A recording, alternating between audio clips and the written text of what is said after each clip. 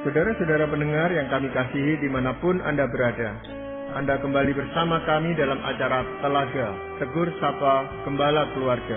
Saya Gunawan Santoso dari Lembaga Bina Keluarga Kristen akan berbincang-bincang dengan Bapak Pendeta Dr. Paul Gunadi. Beliau adalah seorang pakar dalam bidang konseling.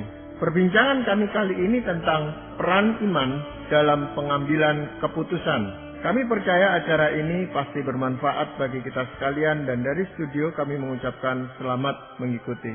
Pak Paul, rasanya hampir tiap hari itu kita terlibat pada pengambilan keputusan, Pak Paul. Hanya kadang-kadang hal yang remeh-remeh saja. Ini mau pergi apa enggak, mau pakai baju apa, mau makan apa. Tetapi kadang-kadang di dalam hidup ini kan kita juga harus memutuskan sesuatu yang besar. Mau beli atau menjual rumah, atau menikah dan sebagainya, Pak Paul ya.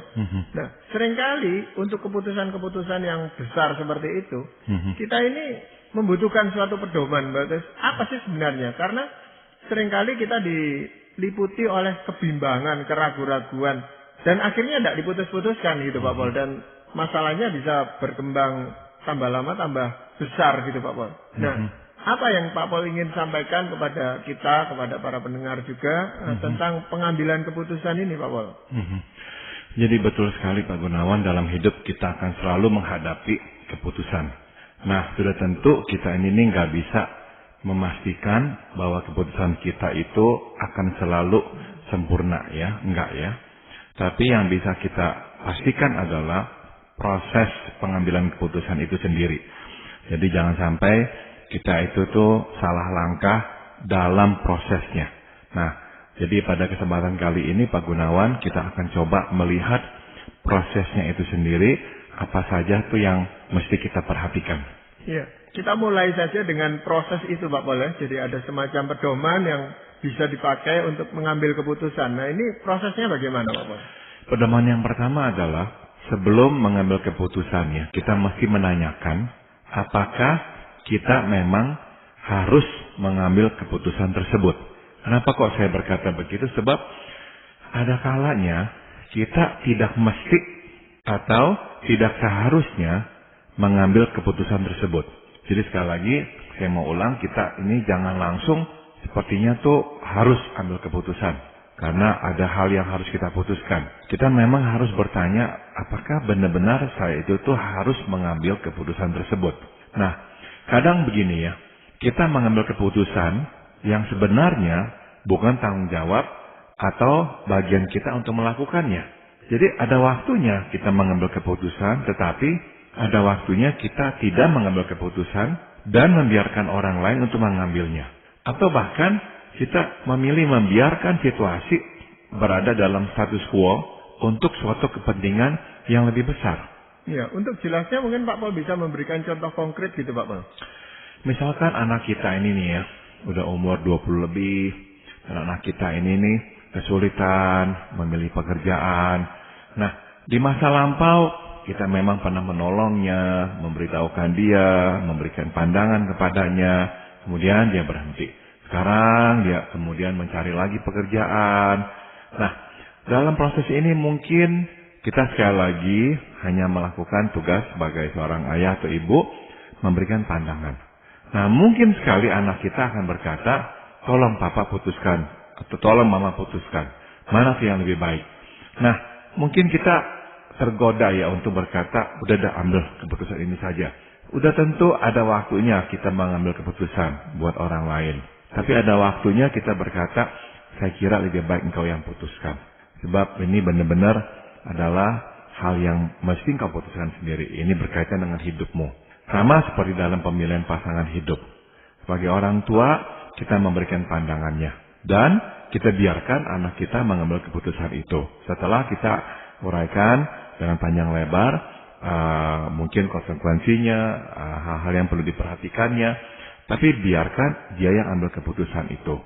Jadi dengan kata lain, kita selalu memang harus bertanya apakah kita harus mengambil keputusan itu. Sebab kadang tidak semestinya kita mengambil keputusan. Pertimbangannya apa Pak Paul? Kapan kita harus mengambil keputusan, kapan kita membiarkan anak atau siapapun yang ada di dekat kita itu untuk mengambil keputusan sendiri gitu Pak Paul? Biasanya memang kalau kita melihat bahwa ini adalah tanggung jawab dia, bukan tanggung jawab kita. Kita jadi nggak gampang-gampang mengambil alih tanggung jawab orang. Kenapa? Sebab kita mau orang belajar bertanggung jawab atas keputusan yang dibuatnya. Mudah sekali akhirnya orang lain itu tuh untuk memindahkan tanggung jawab itu kepada kita, Pak Gunawan. Apalagi kalau kita orang tua, ya. Apalagi kalau kita misalnya juga saudara dan ada yang perlu bantuan atau apa. Mudah sekali orang tuh memindahkan tanggung jawab itu pada pundak kita. Nah, jadi kalau kita lihat, kok dia ini memang kok nggak mau ambil keputusan karena nggak mau bertanggung jawab, mungkin itu waktunya kita nggak mengambil keputusan. Tentang pekerjaan misalnya, keputusan apakah kita harus misalnya bicara dengan atasan kita tentang sesuatu yang terjadi, yang kita kurang sukai atau apa. Nah, kadang kita memang harus bicara. Tapi kadang kita berkata, enggak, biarkan sajalah. Nanti kalau atasan kita udah mengalami misalnya benturan atau benar-benar mengalami masalah, nah biarlah, jangan belajar. Sebab di masa lampau kita bicara, kok kayaknya enggak disambuti dengan baik.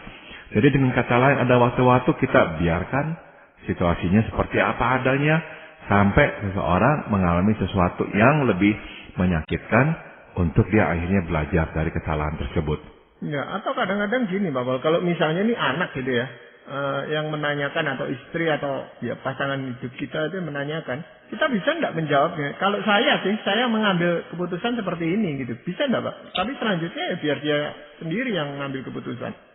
Nah, itu memang satu langkah lebih maju lagi, lebih memberikan kepadanya sebetulnya tuh ya sinyal lah bahwa ini keputusan yang baik gitu. Nah, kadang kita akan melakukan hal seperti itu Pak Gunawan, dan nggak apa-apa. Tapi kadang karena kita mau supaya orang tersebut benar-benar ya bertanggung jawab atas keputusannya, baik itu keputusan yang nanti positif ataupun negatif. Jadi kadang-kadang ya udah kita biarkan saja dan kita hanya memberikan pandangan. Kalau ini begini. Kalau itu begini. Nah, sekarang kamu ambillah keputusan tersebut. Iya. Proses atau pedoman yang lain apa Pak Paul? Bila memang ya kita harus ambil keputusan tersebut, maka kita harus berdoa, meminta pimpinan dan kehendak Tuhan. Sejak saat kita berdoa, kita mesti percaya bahwa Tuhan mendengar doa kita dan memimpin kita dalam proses pengambilan keputusan.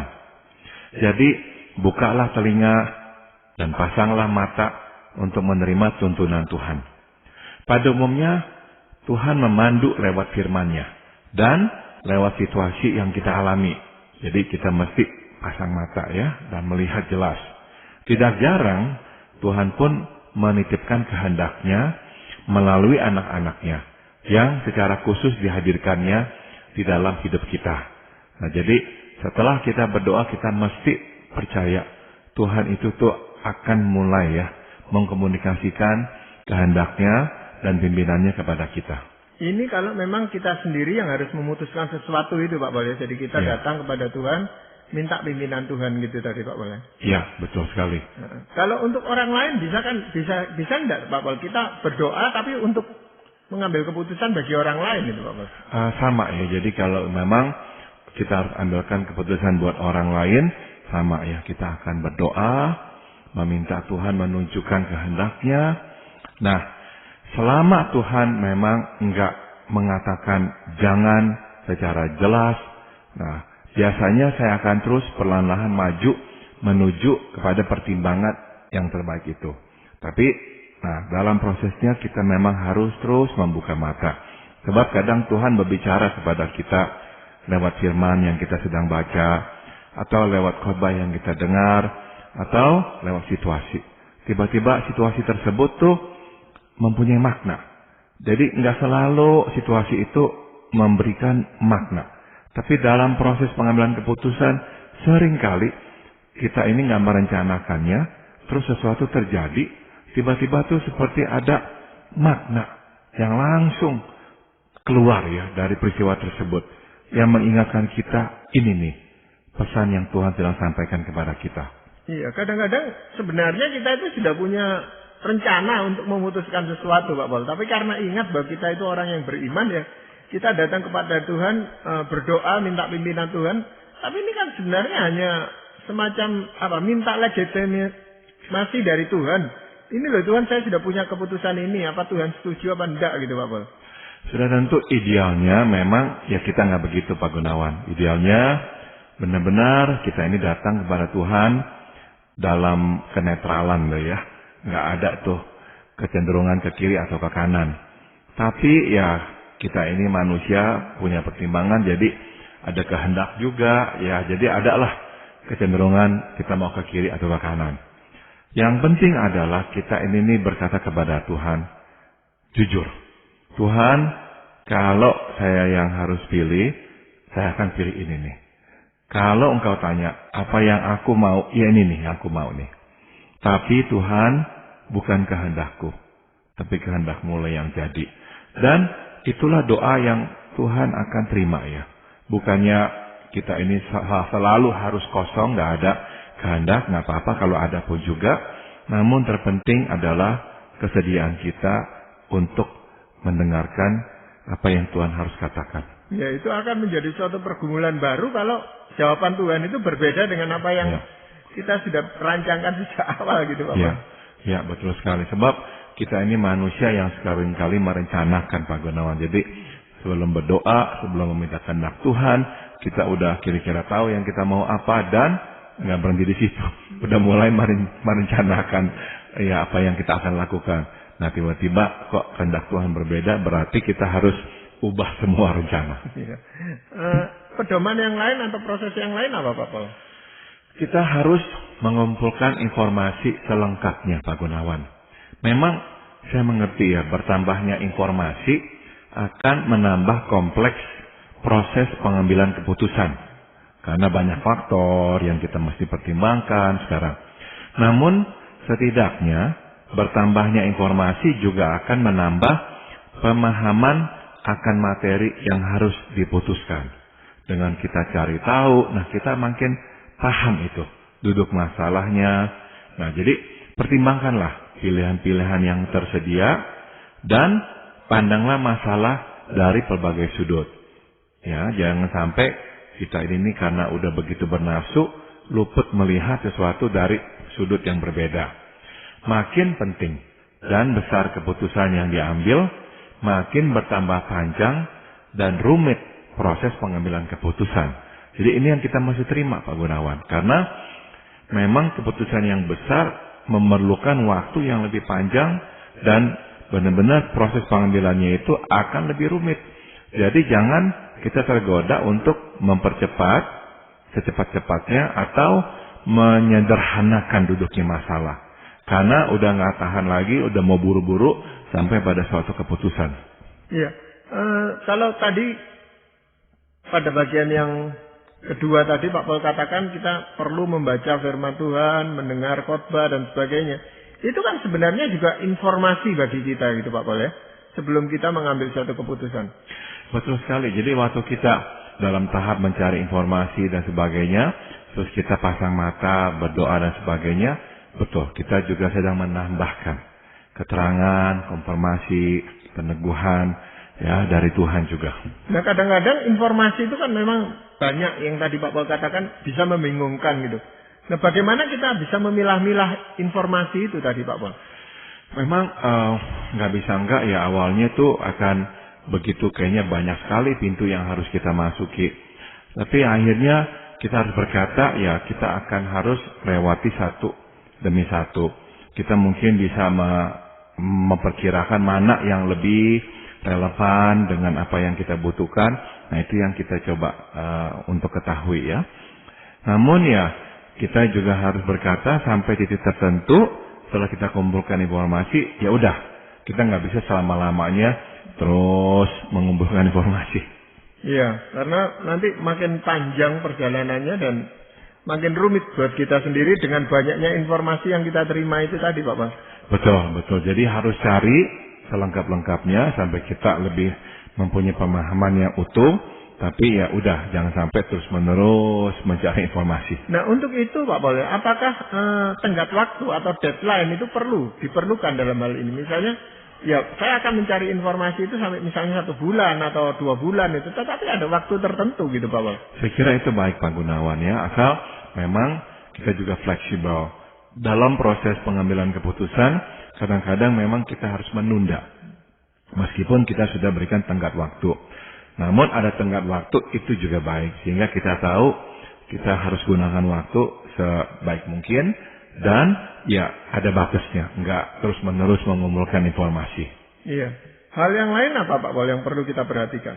Hal yang keempat yang perlu kita juga perhatikan adalah kita perlu meminta masukan dari orang lain sewaktu kita membutuhkannya. Kenapa kok saya itu menekankan perkataan sewaktu kita membutuhkannya? Karena tidak semua keputusan mengharuskan kita untuk meminta pendapat orang. Enggak, kadang-kadang kita ini beranggapan setiap hal kita harus konsultasikan dan minta pendapat orang lain. Ya enggak ya, kita sudah tentu ada waktu-waktu yang tertentu kita ambil keputusan sendiri. Sebab kita cukup kenal, cukup tahu hal itu. Ya udah, kita putusan sendiri. Enggak harus selalu minta pendapat orang lain. Kalau kita terus minta pendapat orang lain, akhirnya kita akan terlalu bergantung pada orang dan nggak punya lagi kemandirian dalam mengambil keputusan. Nah, ada satu hal yang ingin saya juga tambahkan sebagai catatan dalam meminta pendapat orang lain, yaitu kita mesti menghargai pendapat orang. Jadi, jangan meminta pendapat orang bila kita sudah tahu keputusan apa yang akan kita ambil. Jadi, jangan meminta pendapat orang untuk menstempel keputusan kita belaka, ya nggak menghargai orang yang udah memikirkan dan memberikan pendapatnya kepada kita. Ya tapi kalau kita sudah berkeluarga Pak Pol ya, pasangan hidup itu merupakan orang yang patut kita mintai pendapat gitu Pak Pol.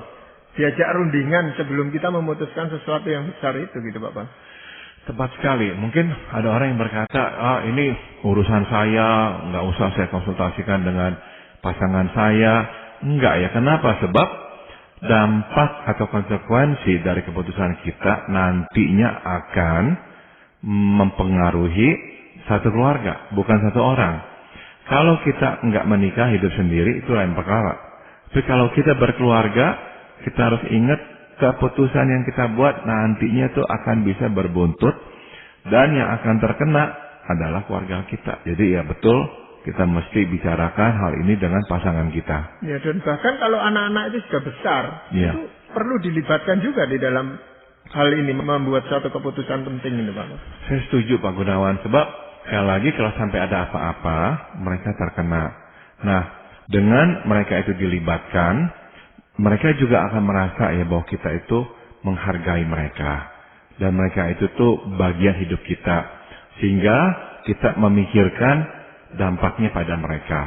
Kalau kita sendiri, putuskan sendiri, nggak bisa enggak, pasangan kita dan anak-anak akan beranggapan kita ini luar biasa egoisnya. Hanya memikirkan diri sendiri, nggak memikirkan kita atau orang-orang lain. Iya. Apakah ada hal lain lagi Pak Pol yang harus dipertimbangkan di dalam mengambil keputusan ini? Yang kelima adalah pikirkanlah kemungkinan terburuk selain kemungkinan terbaiknya.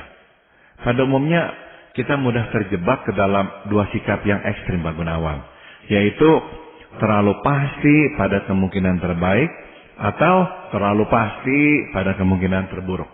Ya, kita mesti mempertimbangkan keduanya, sebab tidak jarang keduanya berada dalam satu paket yang sama. Bila kita sudah mempertimbangkan kemungkinan terburuk, kita tidak akan terlalu kaget dan kecewa tatkala hasil keputusan kita ternyata tidak sebaik yang kita bayangkan. Dan kita pun akan jauh lebih siap menghadapi kenyataan pahit itu. Sebaliknya, mempertimbangkan kemungkinan terbaik akan menambah motivasi untuk berjalan terus dengan keputusan yang telah kita ambil. Jadi sekali lagi, pertimbangkan ya dua-duanya. Kemungkinan terbaik dan kemungkinan terburuk. Jangan sampai kita terpaku hanya pada satu. Ya memang kita sebagai manusia yang penuh dengan kekurangan itu Pak Pol. seringkali keputusan yang kita ambil itu tidak ada yang sempurna gitu Pak. Ya. Pasti ada cacat-cacatnya itu. Dan itu baru ketahuan setelah kita memutuskan. Ya, ya.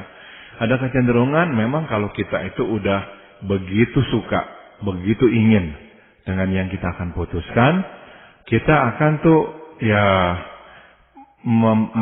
menyoroti yang baiknya saja Pak Gunawan. Oh nanti begini nih, oh nanti begini nih, oh ini sih nggak apa-apa, oh ini sih nggak apa-apa. Jadi terlalu melihatnya tuh secara positif. Tapi masalahnya kita nggak mau melihat kemungkinan negatifnya yang juga sebetulnya ada. Nah ini kecenderungan kita pada umumnya tuh kalau udah begitu ingin, udah dah pokoknya hanya lihat yang baiknya saja. Jadi ya saya tadi katakan coba tolong lihat dua-duanya, kemungkinan terbaik dan kemungkinan terburuk. Iya, Pak Pol, apakah masih ada lagi itu Pak Pol yang perlu kita pertimbangkan ini? Ada lagi satu yang terakhir Pak Gunawan, yaitu dalam perjalanannya jangan ragu untuk mengevaluasi ulang keputusan yang telah kita ambil. Jadi di satu pihak kita mesti teguh dan tidak mudah diomong-ambingkan berbagai tanggapan yang kita dengar. Tetapi di pihak lain kita pun harus terbuka terhadap respons atau kenyataan di lapangan. Jadi kita jangan sampai itu menutupi mata ya terhadap fakta. Ya, sebab begini nih. Ada kalanya kita baru memperoleh informasi tambahan setelah keputusan dibuat. Ada kalanya begitu. Nah, ini mengharuskan kita untuk mengevaluasi ulang. Ya, karena adanya tambahan informasi yang kita tadinya nggak tahu. Mungkin kita perlu merevisi keputusan yang telah kita buat agar lebih tepat sasaran. Tidak jarang kita pun harus membatalkan keputusan karena ternyata itu bukanlah keputusan yang tepat. Jadi ya sekali lagi dalam pengambilan keputusan jangan ragu mengevaluasi ulang. Ini kadang-kadang susah dilakukan Pak Gunawan karena kita ini nih udah mempertaruhkan nama kita lah dalam keputusan itu. Sehingga meskipun di lapangan udah kelihatan jelas, ini udah nggak bisa lah dijalankan. Harus kita revisi atau harus kita tunda atau harus kita batalkan. Tapi karena kita berasa, aduh, saya sudah mempertaruhkan nama baik saya. Oh, pokoknya jalan terus, sebodoh amat dah. Nah, ini kan lebih mencelakakan diri sebetulnya. Tapi tidak semua keputusan itu bisa direvisi seperti itu gitu masalahnya Pak Pol ya. Kadang-kadang misalnya saja keputusan tentang menikahi seseorang gitu. Kita sudah putuskan, baru setelah itu kita tahu bahwa saya salah nih di dalam hal pemilihan ini. Itu kan tidak bisa direvisi Pak Pol. Betul sekali Pak Gunawan. Ada memang hal-hal yang nggak bisa kita revisi. Ya udahlah kita terima, kita coba perbaiki sedapat-dapatnya aja gitu ya. Tapi ada hal yang bisa misalkan Pak Gunawan, pekerjaan. Ada orang yang udah terjun, tapi akhirnya sadar loh, ini bukan bidang saya, nggak bisa lah saya kerjakan ini. Tapi, aduh udah tanggung atau apa. Nah, ada waktu-waktu kita harus berkata, nggak apa-apa dah. Memang kita akan rugi mungkin uang, rugi tenaga atau apa, tapi ya udahlah. Memang saya harus akui, saya keliru mengambil keputusan ini.